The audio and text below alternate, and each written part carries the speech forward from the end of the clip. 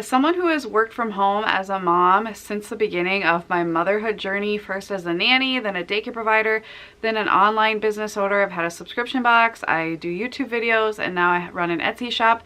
I can tell you that it can be very complicated and difficult to be a work from home mom, but I wanted to share 7 tips that have really saved me to help me connect with my kids more, to not rely on screens so much, and to be able to homeschool and run an online business or work from home, whatever your situation is, whether your kids are home with you as you work from home or not. I have some tips for you, so I'm going to share them with you today. My very first tip is to take all of the tasks that you hate to do, scheduling the appointments, ordering school pictures, like all of those mothering tasks that require you to do something, make phone calls, schedule things, call around, deal with insurance, like whatever it is, try to do those all at one time, once a week, every other week, once a month, during a time that would make the most sense for you. These often will suck our energy. They're often things we put off.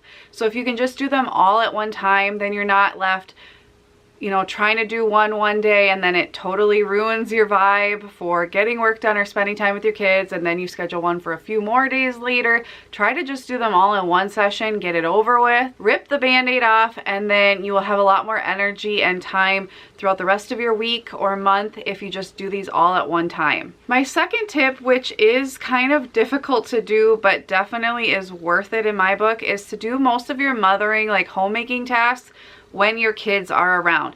Now, I'm a huge believer of like devoting as much time to your kids as you can and really being present, but I also think it's really important for our kids to see what actually goes into motherhood. So especially if you're working a job where your kids are not home with you and your time is precious with your kids, I can see how you might want to sprinkle in a load of laundry here and there, and that's totally okay during your work day, like during your lunch break or whatever. But try to do most of your mothering, homemaking tasks when your kids are around, or at least during your off work hours. So for example, for me, I work early in the morning and during nap time. So I homeschool my kids, they're around me all the time, but I have work times and I have mom times. And so I try to do all the meal planning, the laundry, running errands, shopping. I try to do all that with my kids in tow. Yes, it is a lot harder with 3 little kids to do all of those things, but the benefits are, first of all, your kids are seeing what it really takes to be a mom, and I have 3 girls. I want them to know, like, there's a lot of tasks that come along with motherhood. You can get your kids involved and let them help with those things. That's also really good skills for them to have. And then it also is not leaving those tasks for you to do while you're trying to work. You're not worrying about fitting those in while you're also trying to work and bring home some money for your family. You're doing them during your mothering hours. My third tip is to multitask your motherhood. So what does this actually mean? Because it sounds like a bad thing. I'm not saying like try to do other things while you're bonding with your kids. I'm saying layer on the bonding with more bonding. So what I mean by this, examples, it's really good to read to your kids. How could you fit in reading with your kids while you're doing something else that you have to do with your kids anyway? So you're not just spending time with them, you're also reading to them, which is a really good bonding thing. It's really good for them to be read to. So for example, you could read during meal times, you could read during bath times, you could read obviously at bedtimes to kind of multitask. You're bonding with your kids plus you're reading. Another example of this is if you want to get in more like learning while you're out and about with your kids, you could bring flashcards along while you're in the grocery store and you're pushing them around in the cart. You could be asking them sight word questions. You could be quizzing them on their math facts or something like that to really maximize that time with them and to get more bang for your motherhood buck, if that makes sense. You could listen to audiobooks in the car or educational stories like history stories in the car when you're going places. We listen to our Yodo during lunches to read books together so that I can actually eat, but we're all listening to a book that I want our kids to read together every single day. And they have tons of other options out there that you can choose from, and they're great for listening in the car as well. So just take a second to think about what are some things that I would like to do with my kids, but I feel like I don't have a lot of time to read to them, to work with them more on their schoolwork or whatever it may be, and how could I take that and apply it to something I already do with my kids? Bath time, meal time, bedtime, car rides, stuff like that. I think there's lots of different ways you could double up and multitask in these ways. One of my favorite things to do, actually I don't really enjoy doing it, but my favorite things that helps me throughout the week that is worth doing is meal prepping. Now I know a lot of people talk about this, but I think it really does make a difference. On the weekends, I like to prep both our breakfasts and our suppers. So I make one bulk breakfast every single week. So one week I might do pancakes, the next week I might do muffins, the next week I could do like egg burritos, the next egg muffins, like whatever it may be. Any kind of breakfast food that is freezable, which most of them are.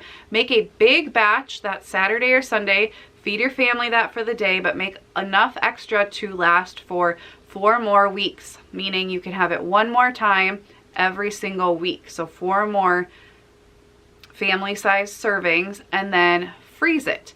You do this the next week, make a new one, and by the end of a month, once you've done this 4 times, you now have 4 home-cooked breakfasts that you can have throughout every single week with your family. So on weekday mornings, you can quickly pull something out, heat it up, feed it to your kids. You don't have to spend a ton of time making it pancakes or eggs or anything.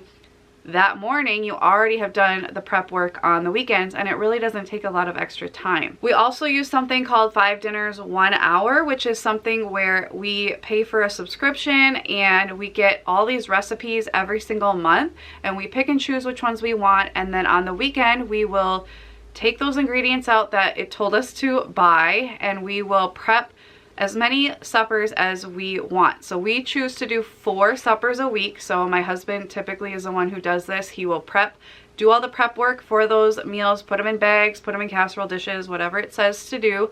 And then on that day that we're scheduled to have that meal, we'll either pull it out, put it in the crock pot, pull it out, put it in the oven, pull it out, put it in a skillet, and it just saves so much time on the weeknights. We're having these great home cooked meals, but we didn't have to do a lot of prep work the night of, and so it's just great, especially for really busy active families at night. You could also prep lunches on the weekends if you want to do that, or you could prep your kids' lunches at night after like you're making supper. Now that you've saved a lot of time not having to prep while this food is cooking, you could just quick make up your kids' lunches for the next day, and this will save you a lot of time. If your kids are with you and you're working from home, I highly recommend having a mandatory quiet time regardless of the age of your kids. I know many of us had kids who were little and they napped, and then once they outgrew that, they were just up all the time and it got more complicated. So what we do in our family, and I know a lot of homeschool families especially do this, we have a mandatory quiet time. They don't have to sleep or even lay down. Depends on your family what works for you. My youngest still takes a nap, and so from about 12:30 to 3 is quiet time in our family. So for the first hour or so, my 2 older daughters will just play. Sometimes I'll set up an activity for them. Sometimes they'll play in the backyard. Sometimes they will just play in the rooms. It really depends what works for you, and obviously this takes time to teach them. But this allows me to get a lot of work done during this time, and they know that this is my work time, this is their quiet time. It's a great transition between, you know, work time and family time later on in the afternoon and the evening. And then I also add my screen time to this time. So from 2 to 3, they have screen time, which leads me to my next tip, which is to use screen time strategically. I am not a screen time purist that says never have screen time. I think when you're home with your kids 24/7, it can be really hard to go no screens, especially if you work from home. But we obviously don't want to just let it be a free reign kind of thing where they're watching screens all day. And so what I do is I use it very strategically. I said I used it, but we use screens between 2 to 3. And so how we do it, first of all, just having those dedicated hours. My kids aren't begging for screens any other time of day because they know the answer is no, which forces them to be more creative with their play and do things because they know they're not going to get screens, and I don't have to battle them on it. And then also the screen time, I'm very strict about what they can do. So for the first half hour, they can do an educational game. So we have Osmo games, which are like great with manipulatives and things like that, and they're learning. Or they can do what we use is Teach Your Monster to Read, which is a great phonics app that helps teach your kids to read. And so the first half an hour, they're learning through their screen time, so I don't feel guilty about it because it's just reinforcing things that I want them to learn. And then the second half, they can choose like a show that I approve of or a game on their Kindle that is kid friendly and I approve of. So really they're only having like 30 minutes of just free reign screen time, and the rest is educational. So I just really encourage you to be strategic about your screen time. Set it for certain hours. Use it only when you really need to. I'm definitely not above using it at the end of the day if it's just one of those days where you just need a break. Everybody's pulling at you, you're trying to cook and you have to get to dance class and your husband's not there, whatever. That's totally okay, no judgment at all. But it's great to have that be like a surprise fun thing and not like something you have to turn to all the time because you've now been really strategic about it. So my last tip is to assign different tasks to different days. And this is just a really great practice to have for time management and things like that. So this is going to look different if you are a work from home mom who's a business owner, or if you are a work from home mom who is employed and has certain tasks she has to do. So if you work from home and you are a business owner, so you are in control of your day and what you need to do, what I would recommend for this is to assign certain types of business related tasks to certain days. So for me, I'm just gonna give an example because there's so many different types of businesses you could have. I run an Etsy shop and I also have a YouTube channel. So I do certain tasks, certain days. And I also assign them to different times. You could even take that a step further. So I edit my videos that go up on Tuesdays, on Friday and Monday mornings. I edit my videos that go up on Fridays, on Wednesday and Thursday mornings. I film videos on Thursdays. I do Etsy work usually during nap time on Monday, Tuesdays, and Wednesdays. And then I save Friday afternoon for all those mom tasks I hate, like making calls, scheduling appointments, dealing with insurance, scheduling conferences, whatever it is. I usually do that on Friday afternoons because I'm usually burnt out by work by that point anyway, and so it's just a nice thing to do on Fridays. So I know going into the week what I'm doing on which days. Let's say you are shipping things out. Maybe you're gonna ship every Monday, Wednesday, Friday. Maybe you need to do a bunch of invoices for people, so you're going to do that every Tuesday. Like just assigning certain types of tasks to certain days. First of all, you're batching things, which makes it go so much smoother than going from I'm gonna invoice, then I'm gonna respond to emails, then I'm gonna film a video, then I'm gonna ship things out. Like when you're trying to do 25 different things in the day, you're not very efficient. So if you can group all of one type of task to a certain day and get it all done, maybe you have to do it a few times a week, but just trying to do it all at the same time is going to be a ton more efficient. And then it's just also wonderful because you know when things are getting done, so you're not having to worry about, shoot, when am I gonna send out those invoices? When am I gonna do this? You don't have to reinvent the wheel every single week. You know when in general those things are happening. Now, if you are a work from home mom who has an employer and maybe your schedule and your tasks are very defined for you, I would recommend doing this for mothering tasks, or for any mom. I think this is a great thing to do. So take your cleaning that you need to do every week, assign certain types of cleaning tasks to certain days. Take your laundry schedule and maybe you do certain types of laundry each day of the week. So Mondays towels, Tuesdays kids, Wednesdays parents, Thursdays bedding, whatever it is.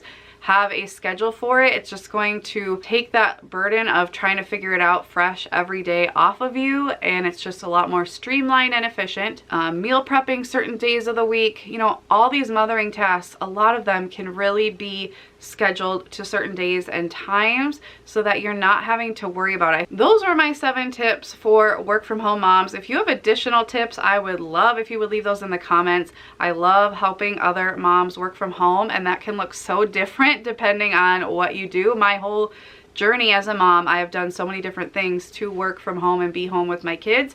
But there are so many great tips that we can learn from each other, and I think motherhood's so much more fun and easier when you have other people to go through it with. So leave those in the comments.